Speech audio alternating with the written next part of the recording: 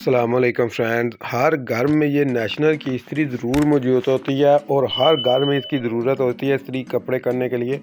जब भी आपकी इस्त्री गिर जाती है नीचे ज़मीन पर, बच्चे वगैरह कोई गिरा देते हैं या किसी बड़े से भी गिर सकती है तो इस्त्री काम करना बिल्कुल ख़त्म कर देती है, छोड़ देती है काम करना। हम समझते हैं इसका बड़ा ज़्यादा मसला कोई बन गया, लेकिन इसका बिल्कुल छोटा सा मसला होता है। आप अपने घर पर बैठ कर भी इसको आसानी से ठीक कर सकते हैं। ये देखें हम आपको करके दिखा रहे हैं कि ये वाला जो इसका थर्मोस्टेट होता है ना, नीचे लगा हुआ अंदर की तरफ, इसके ऊपर ये किल्ली एक लगी होती है जो इस सुराख के बीच जाती है। ठीक है, ये आपको हम अभी नीचे बिल्कुल साफ़ सुथरा करके भी दिखाते हैं कि वो बड़ा अक्सर या किल्ली इसके अंदर से निकल जाती है या फिर ये वाला नीचे वाली जो सी फिटिंग है वो टूट जाती है। अभी हमने आपके सामने अल्फ़ी से वो वाली फिटिंग लगाई है। अभी हम इसके जो दो पॉइंट होते हैं ना इस्त्री के थर्मोस्टेट के, उसको भी सही से इसको पेपर सैन से लेके आपने तो इसको अच्छे से घस लेना, ताकि ये भी आपस में जब जुड़ें और इस्त्री स्टार्ट हो तो ये फिर बाद में स्पार्क ना करें और अच्छे तरीके से इस्त्री आपकी थोड़ी देर आराम से चलती रहे। ठीक है, और कपड़े भी अच्छे तरीके से इस्त्री करें और फुल ऑटोमेटिक तरीके ये काम करें। अभी आप सब दोस्त देखें कि जब भी इस्त्री को ऐसे आप ठीक करें, इसका ये देखें हमने ऊपर वाले स्विच के ऊपर जो सा लगाया है वो हड्डी, और नीचे इसके पॉइंट भी हमने अच्छे तरीके से साफ़ कर लिए हैं। और ये देखें इसके ये वाले स्क्रू आपने चेक कर लेने हैं, ताकि ये भी कोई खुला होगा तो जिसकी वजह से ये हिलेगा अंदर से तो आपकी इस्त्री सही से काम नहीं करेगी।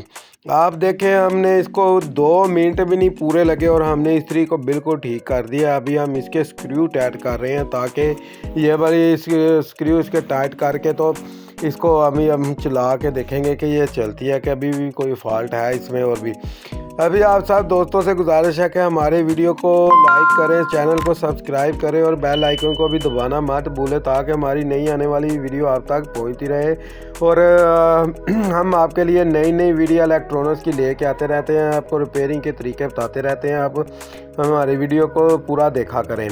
अभी देखें इसकी ये जो ऊपर वाली किल्ली हम लगा रहे हैं, ये किल्ली इसकी गुम हो गई हुई थी। ये नीचे गिरने की वजह से पता नहीं कितने इन्होंने फेंक दिया, ये क्या हुआ।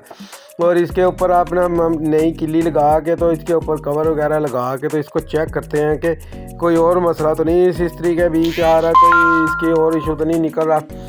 अभी आप सब दोस्त हमारी वीडियो में हमारे साथ ही रहें। ये देखें इस जगह पे आपने गौर करना है कि ये जो ऊपर इसका रेगुलेटर होता लगा हुआ, जिससे इस्त्री की स्पीड कम ज़्यादा होती है। ठीक है, इसको आपने देखें, इसके अंदर की तरफ देखें एक सुराख बना होता है ये वाला। ठीक है, इस सुराख के बीच आपने बिल्कुल एहतियात से और ध्यान से इसके ये वाली किल्ली जो सी है ना, इसको सुराख के अंदर आपने डालना, ताकि ये वाला ऊपर वाला जो सा रेगुलेटर है, इससे आप इसको कम ज़्यादा करें तो हमारा थर्मोस्टेट बड़े अच्छे तरीके से काम करे।